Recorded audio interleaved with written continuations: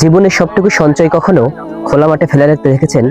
এই যে সীমাহীন খোলা মাঠ, এটাই বরেন্দ্র অঞ্চলে কৃষকদের সঞ্চয়। আলুর জমির প্রতিটি ইঞ্চি যেন আশার অপেক্ষার গল্প বলে। ঘামের বিনিময়ে গড়ায় জমি তাদের স্বপ্নের ব্যাংক। সারা বছরের সঞ্চয়, ধার, কর্জ, শ্রম সবকিছু মিশে আছে এই মাটিতে।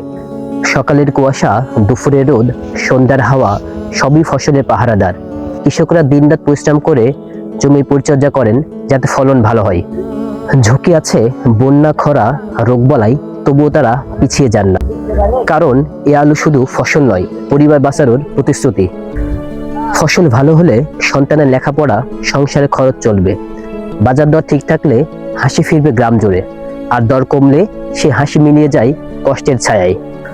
তবুও কৃষকরা হার মানেন না। প্রজন্মের পর প্রজন্ম ধরে তারা এই মাটিকে বিশ্বাস করে। এই বরেন্দ্র ভূমি তাই শুধু জমি নয়, একটি নীরব ইতিহাস, যার প্রতিটি কণ্ঠে লেখা আছে জীবনের লড়াই।